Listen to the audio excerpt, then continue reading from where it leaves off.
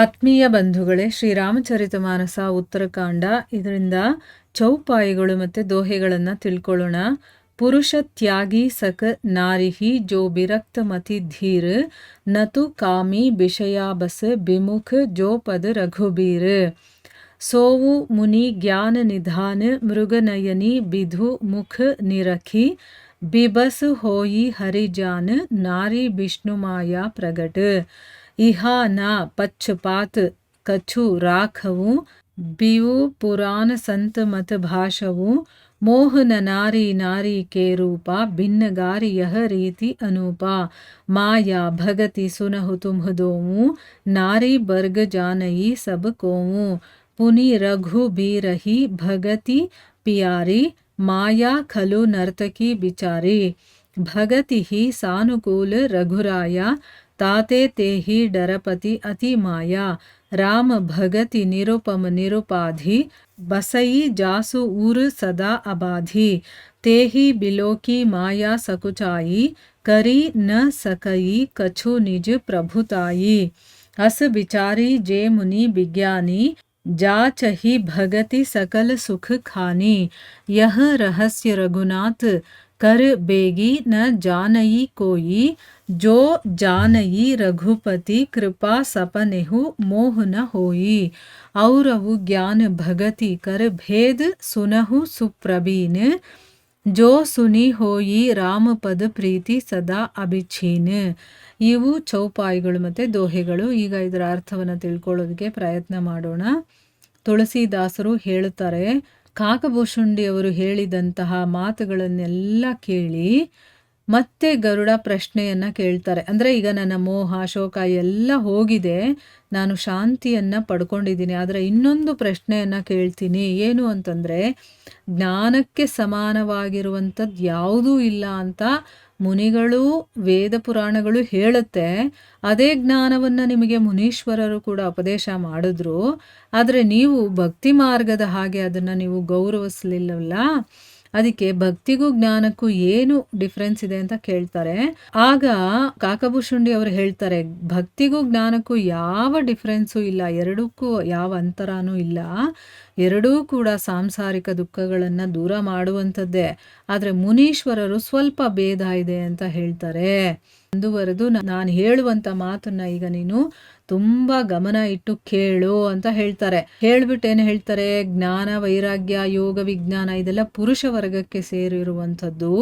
ಗಂಡಸಿನ ಪ್ರತಾಪ ಪ್ರಬಲವಾಗಿರುತ್ತೆ, ಮಾಯೆ ಸ್ತ್ರೀ ವರ್ಗಕ್ಕೆ ಸೇರಿರುವಂಥವಳು. ಆಕೆ ಸ್ವಭಾವತಃ ಅಬಲೆ, ಜನ್ಮತಃ ಅವಳು ಜಡ ಅಂತ ಹೇಳಿ, ಆದರೆ ವೈರಾಗ್ಯ ಇರುವಂಥವನು ಧೀರ ಮತಿಯಾದಂತಹ ಪುರುಷನೇ ಸ್ತ್ರೀಯನ್ನು ತ್ಯಾಗ ಮಾಡಬಲ್ಲ. ಕಾಮುಕರು, ವಿಷಯ ಲಂಪಟರು, ರಾಮಚರಣ ವಿಮುಖರು ಸ್ತ್ರೀಯರಿಗೆ ಅಧೀನರಾಗಿರ್ತಾರೆ. ಯಾರಲ್ಲಿ ವೈರಾಗ್ಯ ಇರುತ್ತೋ, ಯಾರು ಧೀರಮತಿಯಾಗಿರ್ತಾನೋ ಅಂಥ ಮನುಷ್ಯ ಸ್ತ್ರೀಯನ್ನು ತ್ಯಾಗ ಮಾಡಬಹುದು. ಅದೇ ಕಾಮುಕನಾಗಿರುವಂಥವನು, ವಿಷಯದಲ್ಲಿ ಆಸಕ್ತಿ ಇರುವಂಥವನು, ರಾಮಚರಣಗಳಿಗೆ ವಿಮುಖನಾಗಿರ್ತಾನಲ್ಲ, ಅಂಥವನು ಸ್ತ್ರೀಗೆ ಅಧೀನನಾಗಿರ್ತಾನೆ.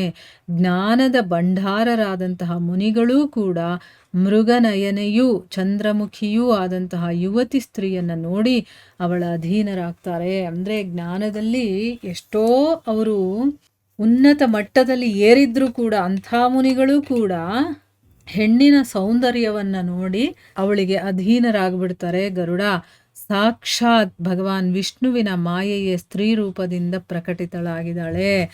ಇಲ್ಲಿ ನಾನು ಯಾವ ಪಕ್ಷಪಾತವನ್ನು ಮಾಡೋದಿಲ್ಲ. ವೇದ ಪುರಾಣ ಸಂತರು ಹೇಳಿರುವಂಥ ಪ್ರಾಮಾಣಿಕ ಸಿದ್ಧಾಂತವನ್ನು ಹೇಳ್ತಾ ಇದ್ದೀನಿ. ಅಂದರೆ ಇಲ್ಲಿ ನಾನು ಸ್ತ್ರೀ ಪುರುಷ ಅನ್ನುವಂಥ ಏನೋ ಒಂದು ಪಕ್ಷಪಾತ ಮಾಡಿ ಹೇಳ್ತಾ ಇದ್ದೀನಿ ಅಂತಲ್ಲ. ನಮ್ಮ ಪುರಾಣಗಳಲ್ಲಿ ವೇದಗಳಲ್ಲಿ ಸಂತರು ಏನು ಹೇಳಿದಾರೋ ಅದನ್ನು ಹೇಳ್ತಾ ಇದ್ದೀನಿ. ಗರುಡ ಒಬ್ಬ ಸ್ತ್ರೀ ಮತ್ತೊಬ್ಬ ಸ್ತ್ರೀಯನ್ನು ನೋಡಿ ಮೋಹಗೊಳ್ಳೋದಿಲ್ಲ. ಇದು ವಿಲಕ್ಷಣವಾಗಿರುವಂಥ ಒಂದು ರೀತಿ.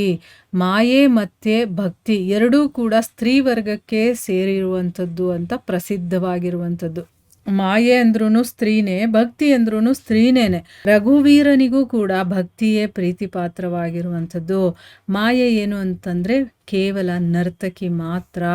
ಎಷ್ಟು ಗೂಢವಾದಂಥ ಮಾತುಗಳನ್ನು ಹೇಳ್ತಾ ಇದ್ದಾರೆ ನೋಡಿ.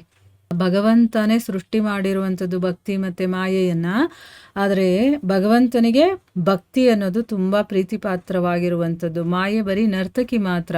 ರಘುನಾಥ ಭಕ್ತಿಗೆ ವಿಶೇಷವಾಗಿ ಅನುಕೂಲವಾಗಿರ್ತಾನೆ. ಅದರಿಂದನೇ ಮಾಯೆ ಭಗವಂತನಿಗೆ ಹೆದರುಕೊಳ್ತಾಳೆ. ನಿರುಪಮವೂ ನಿರುಪಾಧಿಕವೂ ಆದಂತಹ ರಾಮಭಕ್ತಿಯನ್ನು ಯಾರು ಹೃದಯದಲ್ಲಿ ಧರಿಸ್ಕೊಂಡಿರ್ತಾನೋ ಅವರನ್ನು ನೋಡಿ ಮಾಯೆ ಹೆದರತ್ತೆ. ಈಗ ಅರ್ಥ ಆಯ್ತಾ? ಭಗವಂತನನ್ನು ನೋಡಿ ಮಾಯೆ ಹೆದರುಕೊಳ್ತಾಳೆ. ಮತ್ತು ಯಾರ ಹೃದಯದಲ್ಲಿ ರಾಮಭಕ್ತಿ ಇರುತ್ತೋ ಅಂಥವರನ್ನು ನೋಡಿದ್ರೂ ಕೂಡ ಮಾಯೆ ಹೆದರುಕೊಳ್ತಾಳೆ. ಅದಕ್ಕೆ ಅಂಥವರ ಮೇಲೆ ಮಾಯೆ ತನ್ನ ಪ್ರಭಾವವನ್ನು ಬೀರೋದಿಲ್ಲ. ಹೀಗೆ ಯೋಚನೆ ಮಾಡಿನೇ ವಿಜ್ಞಾನಿಗಳಾದಂತಹ ಮುನಿಗಳು ಎಲ್ಲ ಸುಖಗಳಿಗೆ ಆಗರವಾದಂತಹ ಭಕ್ತಿಯನ್ನು ಯಾಚಿಸ್ತಾರೆ. ಭಗವಂತನ ಹತ್ರ ಅವ್ರು ಏನು ಕೇಳ್ಕೊಳ್ತಾರೆ ಹೇಳಿ? ಭಕ್ತಿಯನ್ನು ಕೇಳ್ಕೊಳ್ತಾರೆ ಹೊರತು ಮಾಯೆಯನ್ನು ಕೇಳ್ಕೊಳ್ಳೋದಿಲ್ಲ. ಯಾಕೆ? ಅವ್ರಿಗೆ ಆ ವಿಚಾರ ಎಲ್ಲ ಗೊತ್ತಿರೋದ್ರಿಂದ. ಶ್ರೀರಾಮ ಭಕ್ತಿ ರಹಸ್ಯವನ್ನು ಯಾರೂ ಬೇಗ ಅರ್ಥ ಮಾಡ್ಕೊಳ್ಳೋದಕ್ಕೆ ಸಾಧ್ಯ ಇಲ್ಲ. ಶ್ರೀ ರಘುನಾಥನ ಕೃಪೆಯಿಂದ ಈ ರಹಸ್ಯವನ್ನು ಅರ್ಥ ಮಾಡ್ಕೊಳ್ಳೋವನಿಗೆ ಸ್ವಪ್ನದಲ್ಲೂ ಕೂಡ ಮೋಹ ಅನ್ನೋದು ತಗಲೋದಿಲ್ಲ. ಈಗ ನಾವೆಲ್ಲ ಮೋಹಕ್ಕೆ ಒಳಗಾಗಿದ್ದೀವಿ.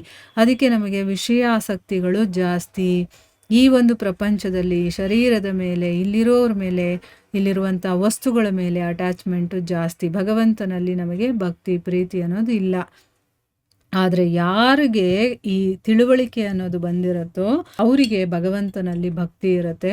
ಅಂಥವರಿಗೆ ಅವ್ರ ಕನಸಲ್ಲೂ ಕೂಡ ಈ ಮಾಯೆ ಮೋಹ ಅನ್ನೋದು ತಗಲೋದಿಲ್ಲ. ಧೀರಮತಿ ಗರುಡ, ಜ್ಞಾನಕ್ಕೂ ಭಕ್ತಿಗೂ ಇರುವ ಭೇದವನ್ನು ಇನ್ನೂ ಕೇಳು, ನಾನು ಹೇಳ್ತೀನಿ. ಅದನ್ನು ಕೇಳೋದ್ರಿಂದ ಶ್ರೀರಾಮನ ಚರಣಗಳಲ್ಲಿ ಸದಾ ಕಾಲ ಅವಿಚ್ಛಿನ್ನ ಪ್ರೀತಿ ಬರುತ್ತೆ. ಅಂದರೆ ಅಖಂಡವಾದಂತಹ, ಈಗ ನಮ್ಮ ಪ್ರೀತಿ ಹೇಗಿದೆ ಭಗವಂತನಲ್ಲಿ, ನಮಗೂ ಕೂಡ ಈಗ ಸ್ವಲ್ಪ ಆದರೂ ಭಕ್ತಿ ಪ್ರೀತಿ ಅನ್ನೋದು ಇದೆ ಅಲ್ವಾ? ಆದರೆ ಅದು ಸದಾ ಇರೋದಿಲ್ಲ. ಸ್ವಲ್ಪ ಹೊತ್ತಿರುತ್ತೆ, ಮತ್ತೆ ಐಹಿಕದಲ್ಲಿ ಮುಳುಗೋಗ್ತೀವಿ. ಮತ್ತೆ ಯಾವಾಗಲೂ ನೆನಪಾಗುತ್ತೆ, ಆಗ ಭಕ್ತಿ ಮಾಡ್ತೀವಿ, ಮತ್ತೆ ನಮಗೆ ಮತ್ತೆ ನಾವು ಐಹಿಕದಲ್ಲಿ ಮುಳುಗೋಗ್ತೀವಿ. ಆದರೆ ಈ ವಿಚಾರವನ್ನು ನೀನು ಕೇಳಿದಾಗ ಶ್ರೀರಾಮನ ಚರಣಗಳಲ್ಲಿ ಸದಾ ಕಾಲ ಯಾವಾಗಲೂ ಒಂದೇ ರೀತಿಯ ಪ್ರೀತಿ ಅನ್ನೋದು ನಿನಗೆ ಉಂಟಾಗುತ್ತೆ ಅಂತ ಅಂದ್ಬಿಟ್ಟು ಇಲ್ಲಿ ಕಾಕಭೂಷುಂಡಿ ಅವರು ಗರುಡನಿಗೆ ಹೇಳ್ತಾ ಇದ್ದಾರೆ. ಗರುಡನ ಮೂಲಕ ನಮಗೆ ಹೇಳ್ತಾ ಇದ್ದಾರೆ ಅಂತ ನಾವು ಅರ್ಥ ಮಾಡ್ಕೋಬೇಕು. ಸೊ ಮುಂದುವರೆದು ಏನು ಹೇಳ್ತಾರೆ ಅಂತ ನಾವು ಮುಂದಿನ ಭಾಗದಲ್ಲಿ ತಿಳ್ಕೊಳ್ಳೋಣ. ಹರೇ ಕೃಷ್ಣ.